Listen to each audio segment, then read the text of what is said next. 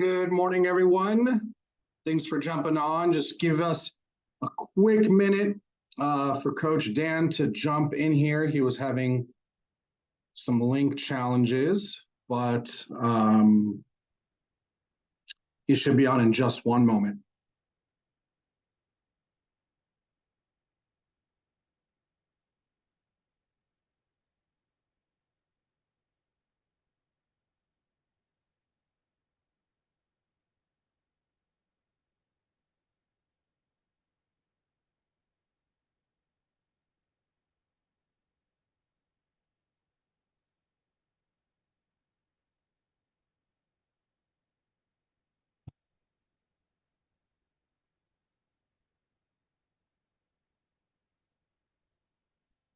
Yeah, and if you're just jumping on, thank you for being patient. We're going to get started here in just a moment.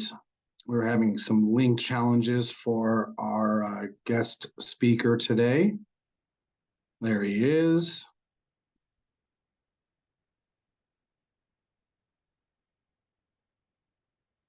All right. Coach Dan, I just sent you, there you go.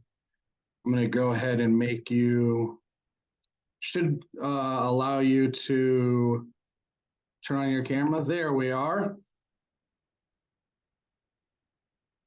think you're still muted. There we go. All right. There he is. Much better. Thank you for joining us. Well, very excited to have you on today, everyone. This is Coach Dan Gordon, and we were introduced through a mutual friend, Mike Cuevas.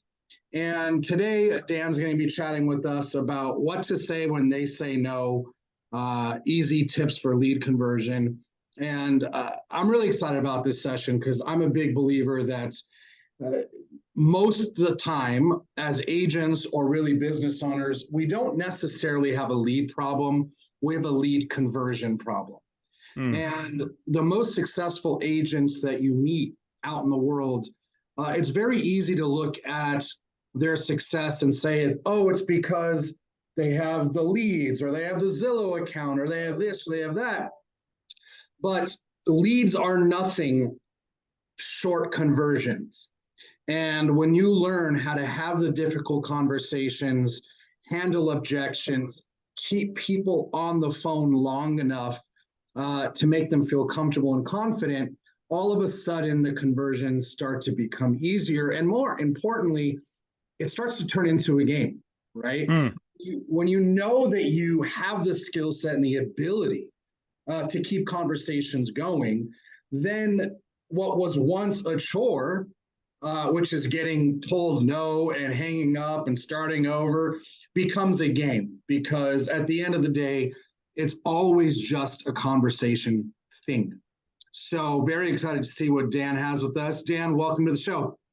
Thank you so much. I'm really pleased to be here. I love talking with salespeople. I love realtors because I find that realtors are real go-getters. They are the most badass of the badass entrepreneurs. There's it's true. I mean, there's a lot of people who put in half efforts, but all of my clients who are realtors are absolutely ready to hit it hard. They're ready to step into the fire and they love learning. So that's what I love about working with realtors. Like, they're just dedicated to their craft. And it is a real joy to speak to people who are so dedicated. So thank you for having me here. Love the energy. Thank you for sharing your time with us. So chat, as always, if you have any questions, go ahead and throw them in the Q&A section. Coach, I will turn my camera off and let you run. Okay. I'll be active in the background. If any questions come up, you don't have to worry about managing the Q&A section. At the appropriate time, I'll kind of jump in and ask some questions. And then if we have time, I'll do Q&A at the end. Yep. With that said, I'll let you take it away, and I'll be in the background.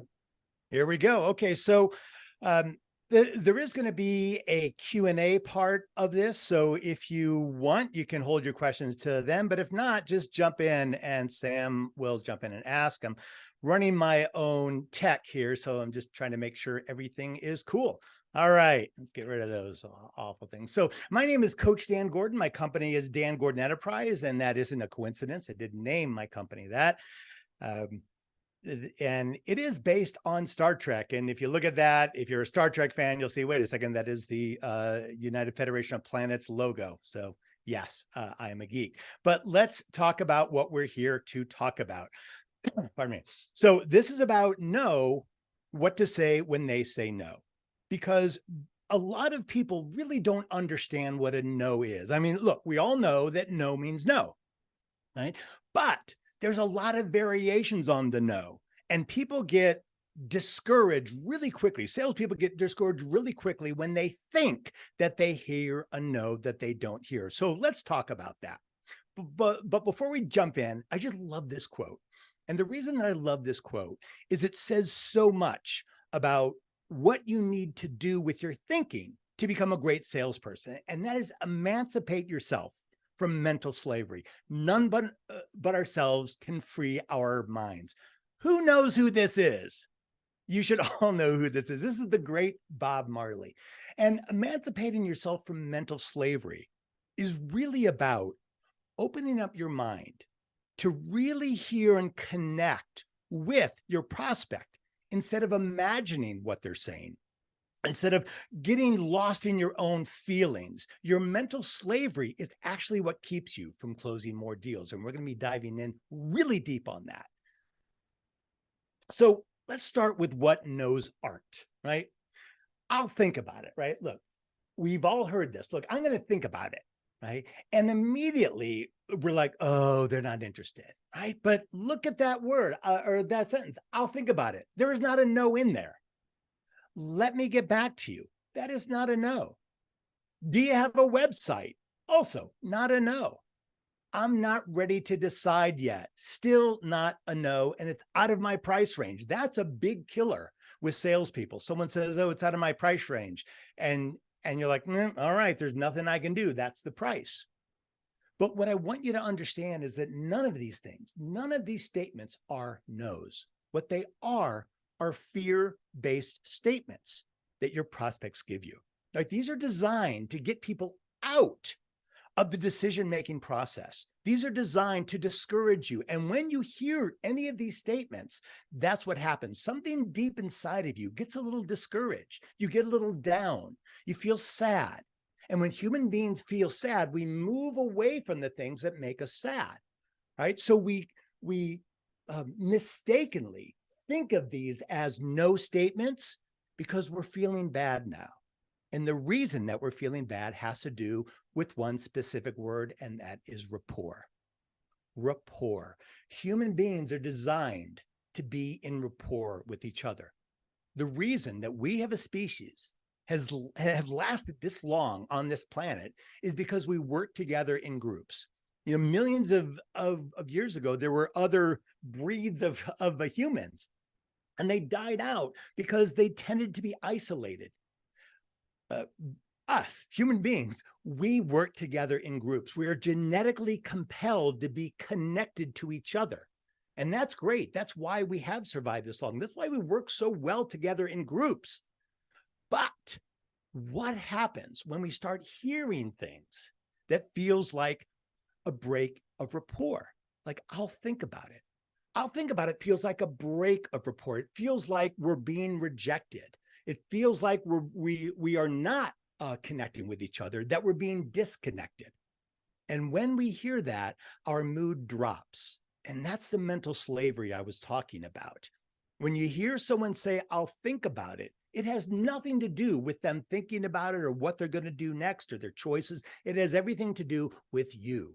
It has everything to do with how you interpret sentences like that. So whenever I talk about selling with anyone, the big question is always about overcoming objections. How do I overcome objections? Like when someone actually says no, what do I say? And that's the big thought. How do I overcome objections? But there's something that you have to understand about that sentence right there. You have to understand about that kind of thinking. Because by the time that you are thinking to yourself, how do I overcome their objections? What you've done is you've turned your prospect into a cash machine. They feel like you want something from them. I mean, think about that. When you're thinking, how do I overcome their objections? Are you thinking about them? Are you thinking about what's best for them? Are you thinking about what they want? Are you thinking about if what you're offering is really in their best needs? No, you're thinking about yourself. And immediately they feel that.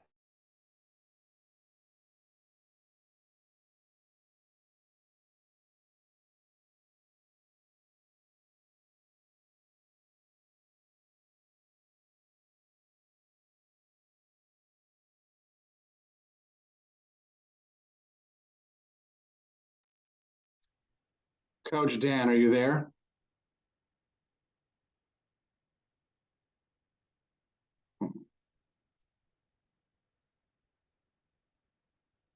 Chat, is he live for you guys, or am I the only one that's frozen here?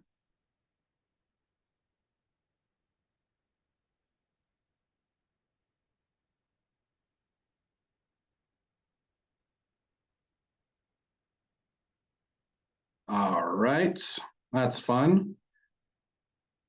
Let me text him real quick. Sorry about that.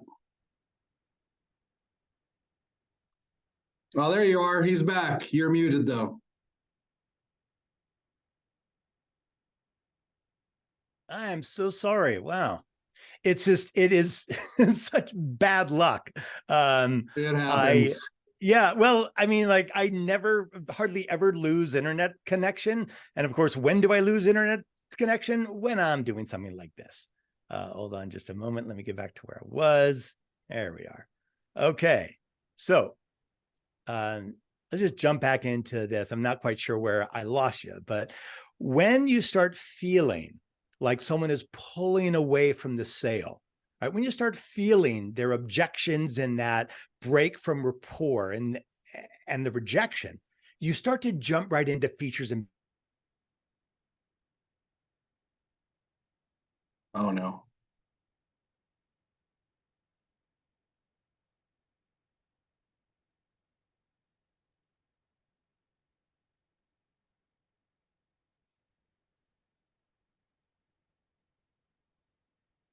Lost you again, coach.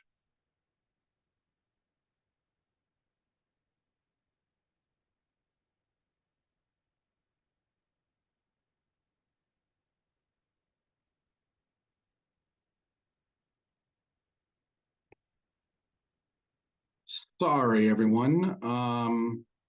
Looks like we're having some technical difficulties. There he is. God. So,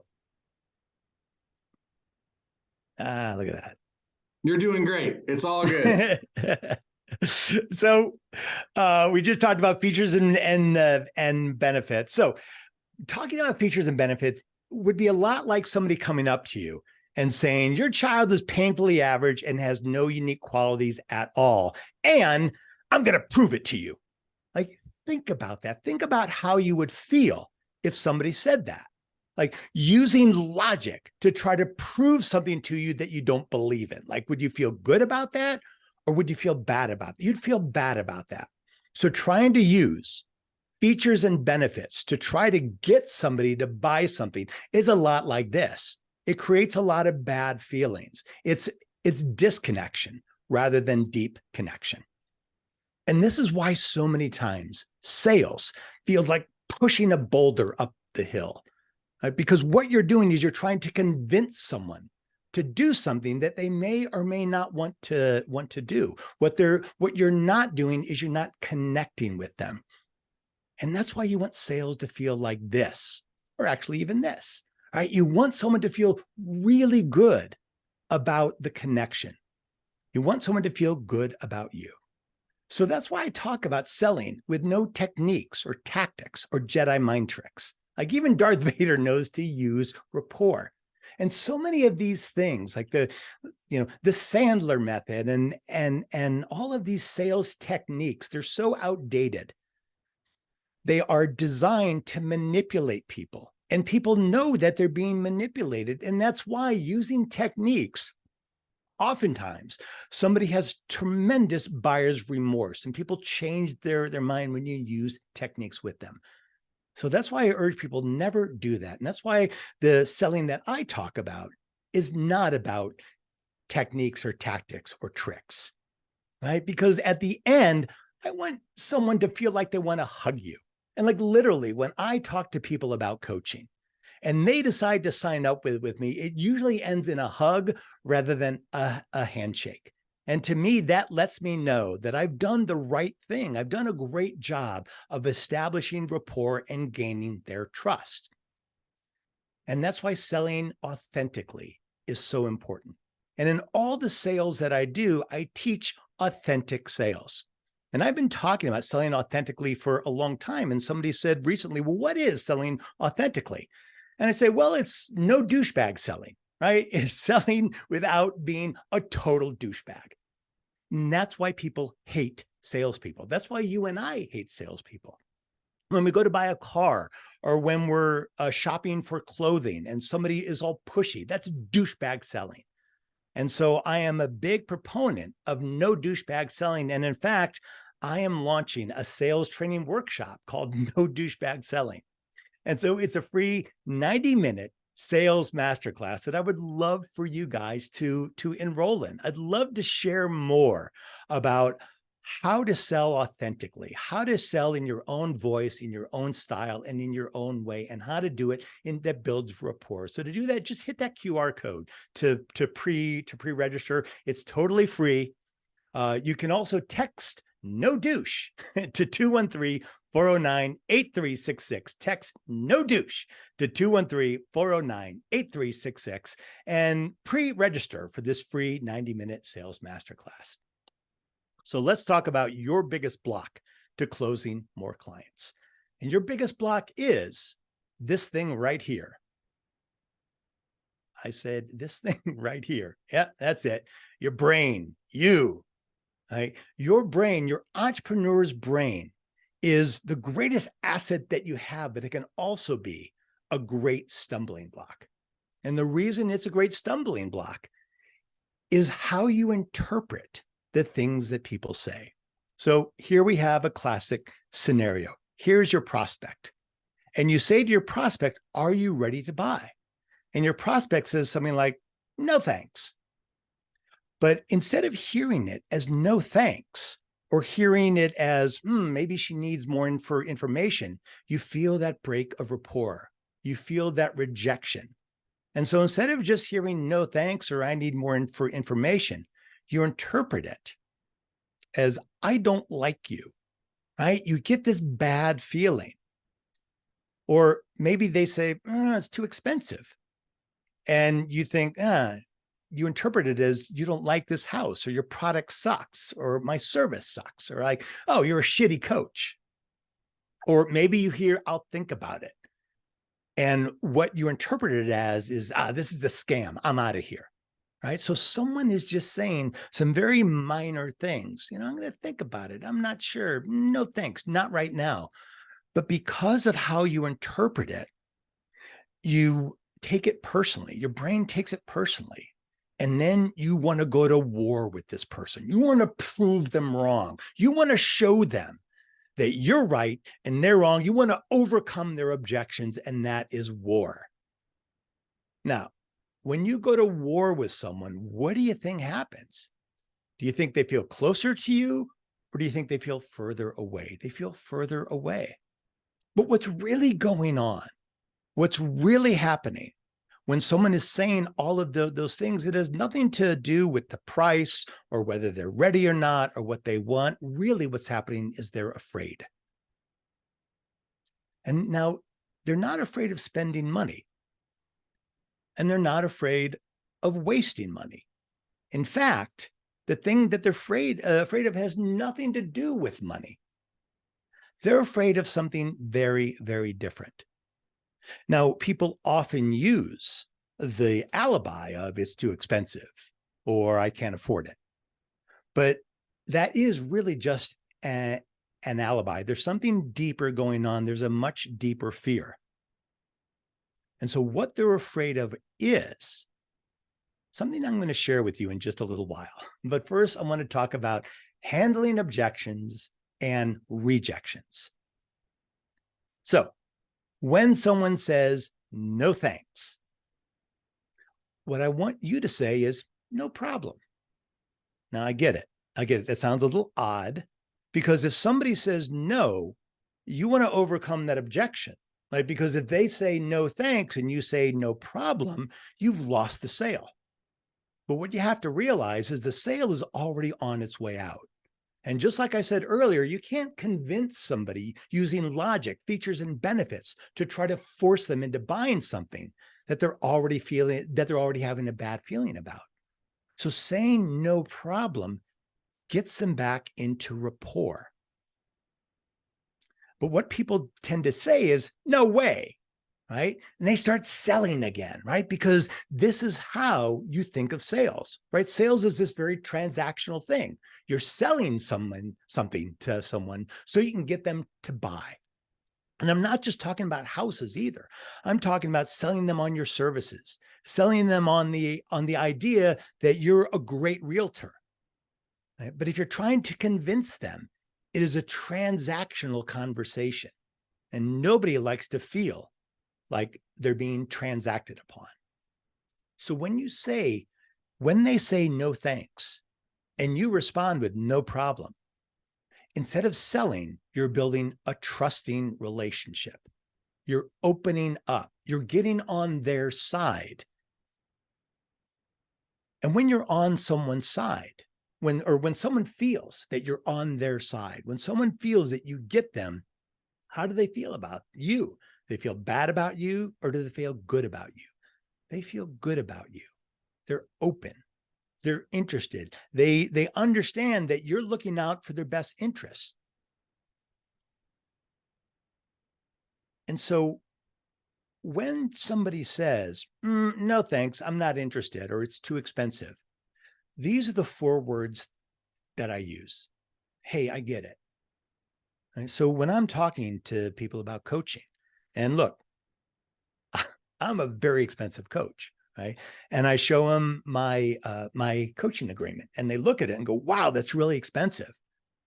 When they say that, what they're trying to do is put a little pressure on me to drop my prices, because they're afraid. And we're going to talk about that fear in just a minute. But when they say, "Wow, it's really expensive," I say, "Hey, I get it. Like, I know that feeling. I know that when I want to buy something and I look at the price and I think I can't afford it, it's a terrible feeling. I just feel awful. It's like I want this thing and I feel like I can't afford it. And you know what? Sometimes I feel like, well, I'm not successful enough. Like I haven't done enough in my life to create the kind of money that would allow me to afford the thing that I want." Right? So what am I doing here? I'm talking about the other person's experience. Right? I've stopped thinking about whether or not they're going to hire me as a coach. And I'm only focused on the emotional experience that they're having. And what I'm letting them know is I've had that experience too. I've had the feeling of wanting to buy something and not being able to afford it, and the judgment that I hurl on myself when I do that. And now I'm building deeper rapport. Now they know that I get them. And so that's when I can say, is it okay if we talk about this a little bit? Right now that I've built that rapport, now that they know that I understand that bad feeling that they're having of not being able to afford me, then I say, is it okay if we talk about this? Is it okay if we talk about how this could work? If we just stay open to the idea of unlimited possibilities, can we at least have a conversation? And that's when they say, sure. And they move towards me instead of moving away from me. So think about this. They were on their way out. They were saying, I can't afford it. It's too expensive. No, thanks. I'm going to think about it. Not right now. They're breaking rapport because they're afraid. And what I say is, I get it. I understand. I know the feeling. But is it okay if we talk about this? And they say, sure, because they're feeling my connection, and we deepen that relationship. This is how I onboard 90% of my clients. I expect everybody who is interested in coaching with me to first say no. In fact, their saying no gives me the opportunity to deepen that relationship.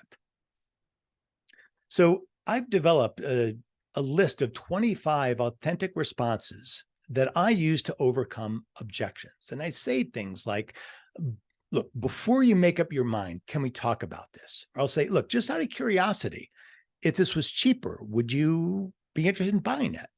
Right.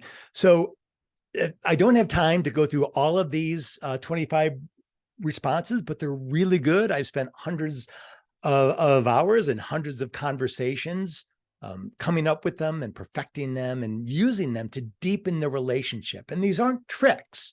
These are ways of deepening the relationship. So I want you to download them. And again, it's free. You don't have to buy anything. Just text the number 25 to 213-409-8366, or just hit that QR code.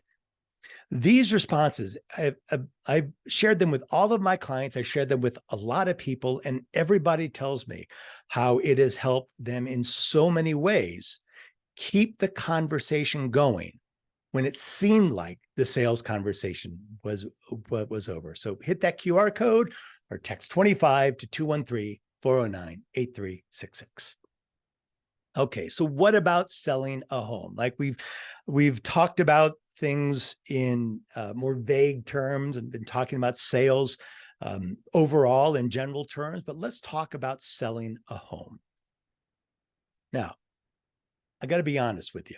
I've seen some big ass, gigantic mistakes that I see realtors make all the time. And I've seen it lately because my fiance and I are looking to buy a condo. And so we've been doing a lot of looking at a lot of homes or at a lot of condos, and I've been hearing a lot of things that really just make me cringe. So I want to share those with you so I can hopefully wave you off of them and show you a better way. So some of the big ass gigantic mistakes I see realtors make all the time are doing things like trying to keep selling after the no.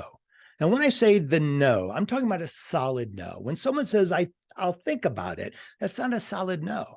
When someone says, look, I don't like the neighborhood, I don't like the house, it just is not the place for me. That's a solid no.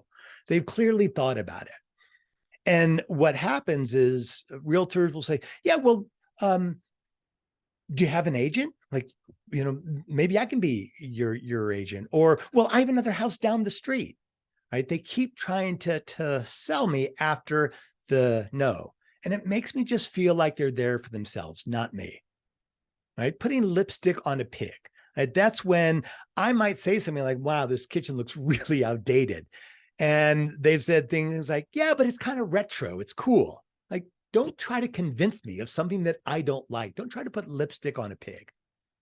Right? Trying to turn everyone into clients. Like, so many realtors just jump right in, trying to turn me into a client before they've done anything to show me any value or their expertise.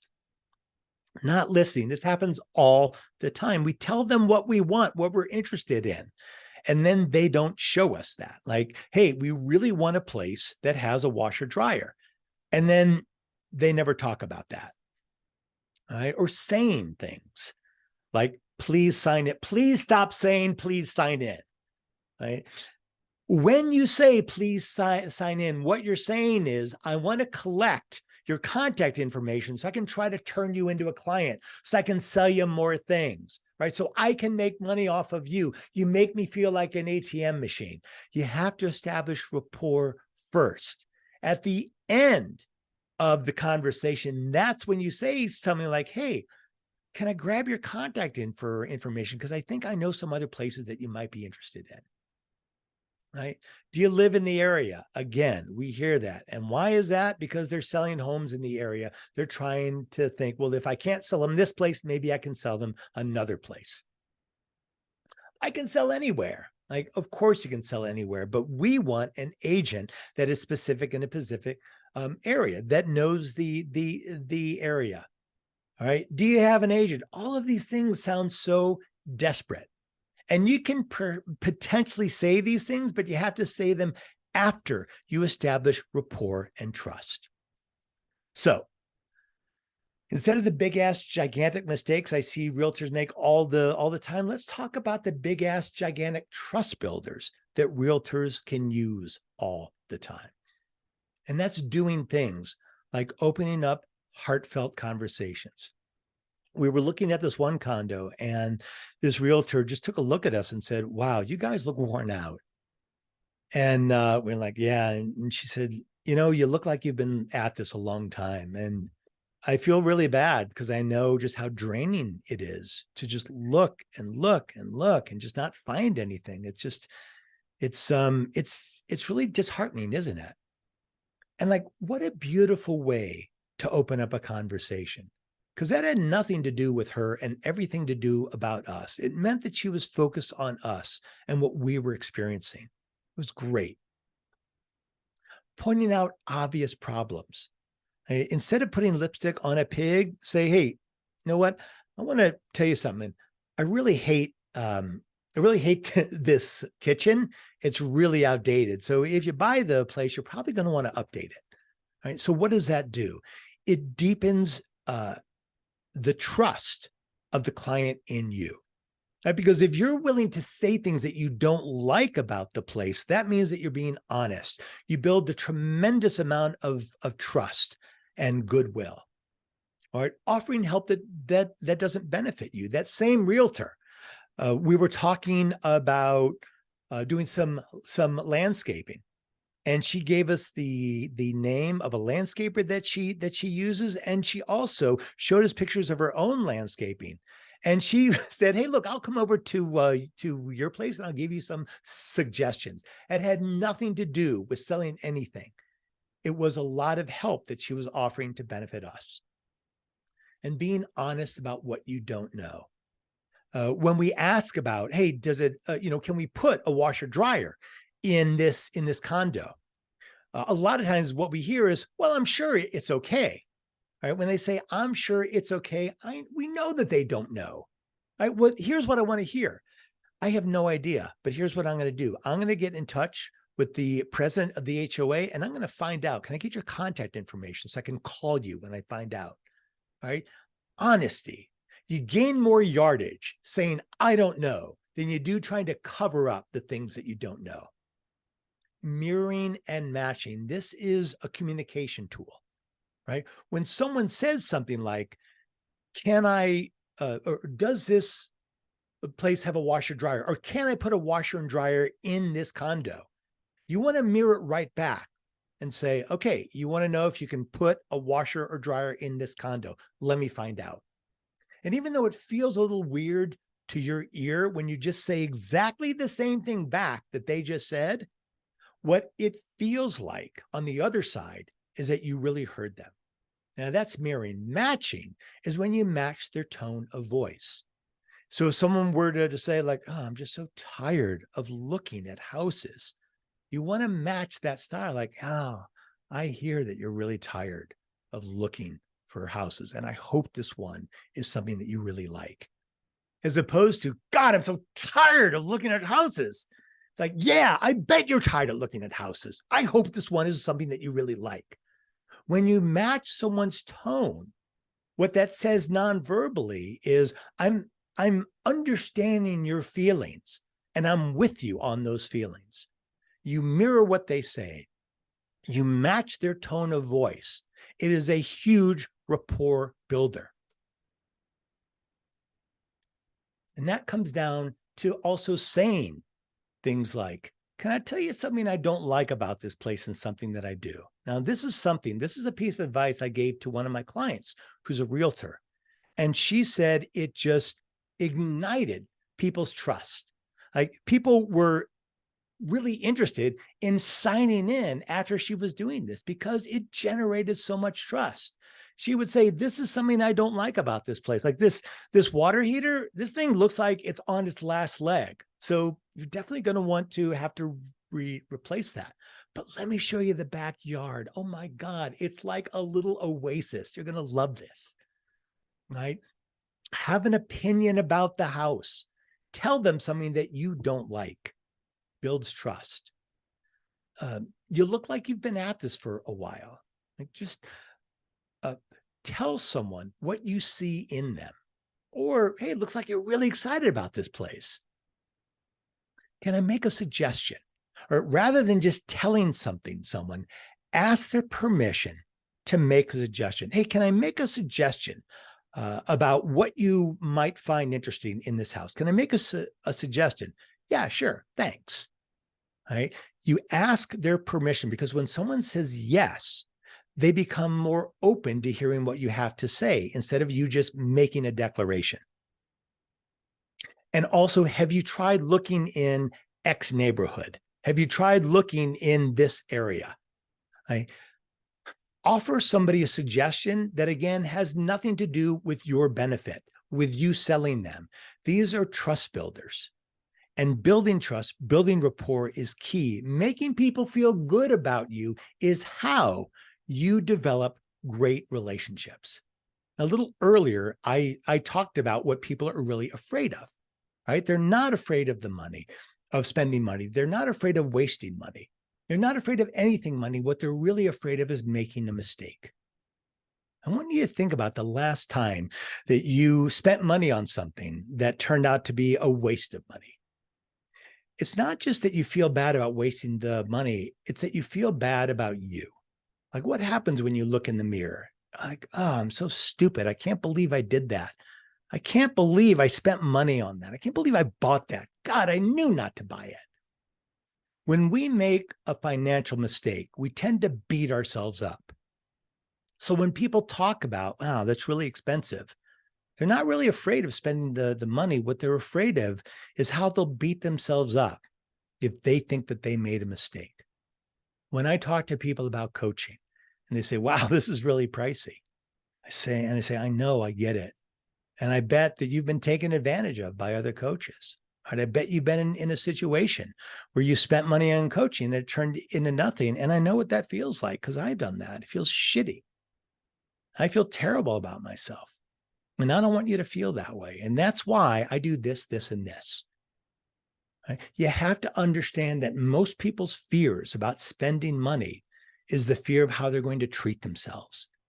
And so if you help ease that fear back by getting in deep rapport with them, by connecting with them, by letting them know that you understand them on a really solid level, then you build that trust. So let's do a little Q&A before we wrap up. I have a little more, but I want to jump in and do some Q&A. I've thrown a lot at you.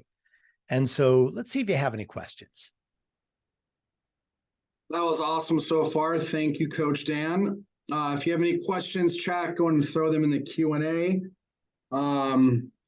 See if any of those come in. But, I love this because it's very similar to my approach and how I, try to coach agents on the conversational side of things. And, our job at the end of the day, and really everything you've talked about lines up with that, is to make people feel comfortable and confident. Yeah. And the way we do that is by making them feel heard and understood.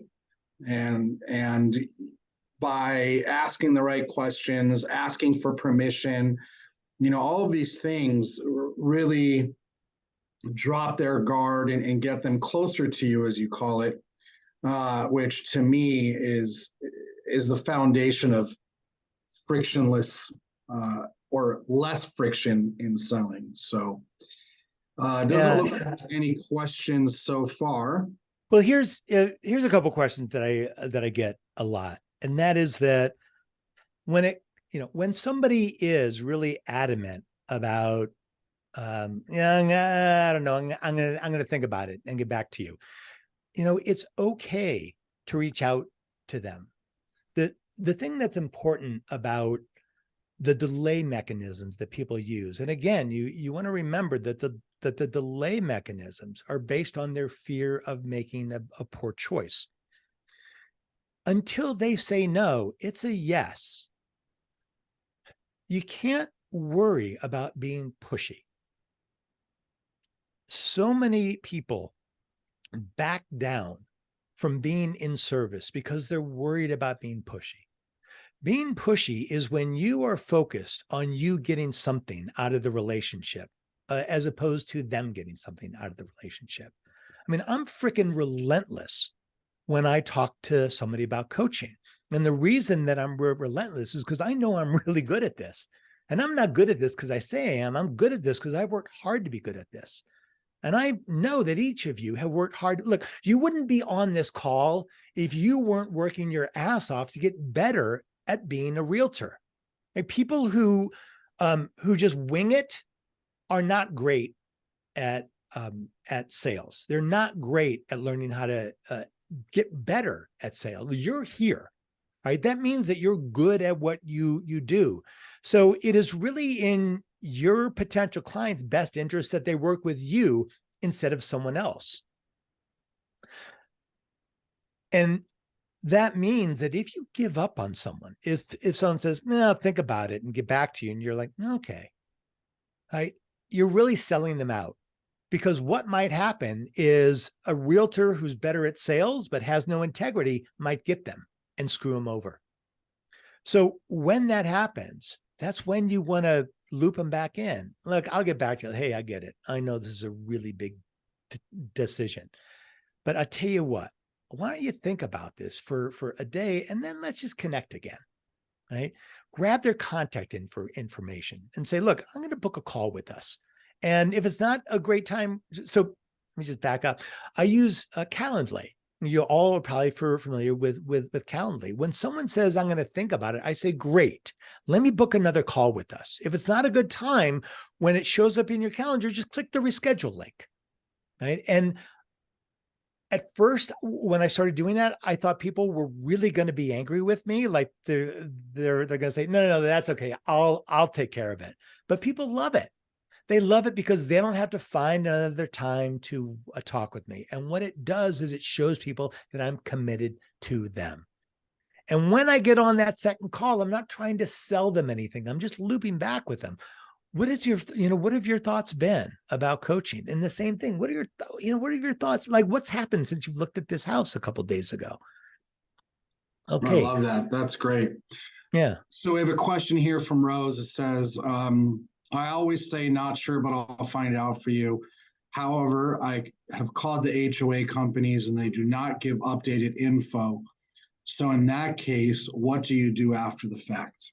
Perfect. So what you want to do if you're selling a condo, do a little door knocking and say, hey, you know what? I'm selling unit 33A over here. And I'm just curious, what's the community like? Because I know that people are going to ask me, like, what are the neighbors like? Are they loud? Are they nice? Are they mean? And so you want to establish some rapport with some of the other people who currently live there. And what that does is you can say to your prospects, hey, look, I've talked with this person over there. And they said, like, this is a great, condo community. Or they can say, there's a person down the hall that plays guitar. So if you like live music, you'll love it. Now, what this does, now you've developed a relationship with somebody in the condo community. So when somebody asks you a question and you don't know the answer, and if you can't get information from the HOA, you have a contact. You just go back and knock and say, hey, can I ask you one more question? I'm really sorry about bothering you. They want to put in a washer dryer. I don't know if it's, what do you know about that? And if they don't know, you can say, would it be okay if you got in touch with the HOA and found out, would that be okay? Like, build relationships with the other people in the condo complex, build relationships with the other people in the neighborhood, knock on doors and say, hey, look, I'm selling this house. I just want to get to know more about the neighborhood. That way you not only have the opportunity to speak intelligently about the neighborhood, about the neighbors, but you have a contact. You can say to someone, if you're selling a house, hey, go next door and talk to Roger. Like Roger said, it'd be fine to talk to him and ask questions about the neighborhood. Right? That's how you make those deeper connections and how you answer questions. That's great. Does that fit? I like that. Thank you, Coach. Any other questions for Coach Dan? I don't know if I you got a have little more. anything. Yeah, okay, let's go. So if this has been helpful, and only if this has been helpful, I make one ask, and that is that you hit this QR code. It'll take you right to my Google Business review, and you click 5 stars and just like one thing that you learned today that was valuable. Just hit this, click 5 stars, and write one thing that you learned was valuable. Now, there's 2 reasons I want you to do that. One, because it helps me attract more people like you that I can help sell better. And the other reason I want you to do that is because I want you to see this process, and I want you to do it too. You need a Google business page. If you don't have a Google business page, you got to Google My Business. Now, Google My Business is that little cluster of information that shows up on the right side of your screen when you're searching for like a restaurant, right? It shows a little map, a little picture, and some information. You want a Google My Business account. And what you want is to get all of your clients to write positive reviews. It's really easy to generate a free listing, a free Google My Business account, generate a QR code that takes people right to it. Now, something that you might not know is that Google looks at Google My Business with more authority than they look at your website, than they look at anything else online. The Google My Business is Google's favorite product. Now, I have managed to get the #1 Google Map search in Los Angeles for business coaches. Like when you search in the Google Map for business coach, Dan Gordon Enterprise comes up as #1. That was a really hard get, but I got that just because we built out the Google My Business. So it's really important. And finally, if I failed you today, if I have not given you any value, please text the word help to 213-409-8366 and let me make sure that I give you some value. Or if I have given you some value and you want my help, text help to 213-409-8366. Book a no-cost consultation with me. There's 2 things that I guarantee anytime you book a call with me. One, you're going to walk away with at least $10,000 worth of great free advice. And 2, you will not be a client. And the reason that you won't be a client after you have a call with me is because I'm not going to ask you to be one. I will not ask you to sign up as a coaching client with me, because that's not what this call is about. This call is about helping you. And this is key. This is key in everything that I teach when it comes to no douchebag selling, that your focus has to be primarily on the other person, on what you give, not what you can get. Now, it's a little difficult because it seems like if you're not focused on making sure that you earn money on these relationships, that it won't happen. But here's what I found, that when I live my life this way, when I focus on giving instead of getting, I get 10 times. And it's not always transactional. It's, in fact, it very, very rarely is. It just shows up. Things just show up because I'm in this state of giving. And the thing that will really set you apart by doing this is that so many people in your profession, just like in my profession, are takers. They're so interested in what they can get from people. I mean, there's so many bullshit coaches out there. I hate coaches. I hate most coaches because most of them are so pushy, trying to land clients. That's why I struggle with a lot of realtors that we've been meeting. They're just so interested in getting something from us. So when you show up, being in service to someone else, it makes people feel good. It makes them trust you, and it makes them want to connect with you. So that's the majority of what I have to share. If you have any other questions, please pop them in the Q&A, or if not, book a call with me and let's talk one-on-one. Like I said at the beginning of this, I love realtors. You guys hit it hard. You guys work harder than most entrepreneurs that I know, and I really want to help you be successful. Well, that was awesome. We got a couple of thank yous coming through, so really enjoyed that. Obviously, for those of us that take you up on the free session, I know that that's going to be valuable. So make sure you screenshot or take a picture of this page and reach out to Dan. If there's any other questions, now would be a good time. And if not, we will call it a day. Coach Dan, I really, really appreciate you coming in and sharing with us. Hopefully we could have you back in the future. Love it. And maybe have you come out to some of our events. Doesn't look like there's any other questions, so I think that we can call it a wrap. All right. I'm going to share just a couple more things because we have time. One, apart from the selling program, I'm also launching a business called LA Realtor Rescue, which will actually be open to more people than just realtors. And LA Realtor Rescue is about helping realtors get virtual assistants, getting help. You know, one of the things that I find with realtors is you guys tend to be solopreneurs. You tend to try to do it all on your own. And so I've gotten several of my realtor clients, virtual assistants, and I'm like, hey, I want to do this for more people. So you can also text me that number and just text like Realtor Rescue or help or whatever. And when we launch that, I'll let you know, because we're going to find virtual assistants, or we're only going to work with assistants who know the real estate game inside and out, that know your platforms, that know your software, that really understand what you're looking for. And the very last thing that I want to share is that when it comes time for the, hey, I get it, when it comes time to push back a little bit, when someone is giving you the cold shoulder, it's going to be scary. And the reason that it's scary is because it feels like you're being pushy. It feels like you're being too hard with someone, and you're stepping on their toes.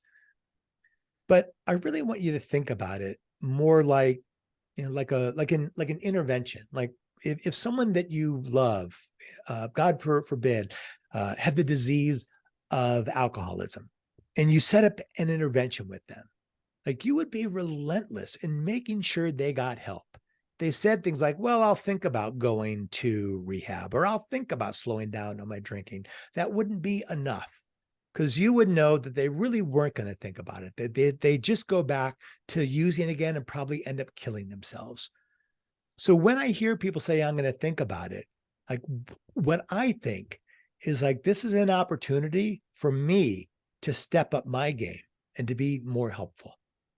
And it's okay if someone ultimately says no. And I've had people say, look, you're being really pushy. And what I say back is, you know, actually, I'm not being pushy. What I am doing is I'm being helpful. And I know this feels like pushy, but here's my concern. You've talked about this, this, and this. And if you walk away right now, none of those problems are going to be solved. And if you don't work with me, there's a lot of other coaches there. I can't be certain that the other coaches are going to give you the kind of focus and attention and solutions I'm going to give you. And that's why I'm being direct with you. And in the same way, as a realtor, you can say the same things like, look, there's a reason that I want to work with you, because there's a lot of crappy realtors out there. Right? And I see that what you're looking for is pretty difficult. And I want to go to the wall and really help you. Like, I would love it. I would love to hear a realtor. Like, nobody has ever said that to us. No one has ever said, wow, you're looking like this is a really low price point for the amount of square footage and the location. You're going to have a hard time, but I want to help you with that. Right? They tend to go and say, "Uh-oh, it's too difficult. I don't want a difficult client. I want easy money." And that does not build rapport. I'm telling you, do everything that you can to gain people's trust, to show up on their side, not yours. Okay. That's my time, people. Really, thank you for being so attentive and listening. I really honor the fact that you're working hard to be great at what you do. Thank you.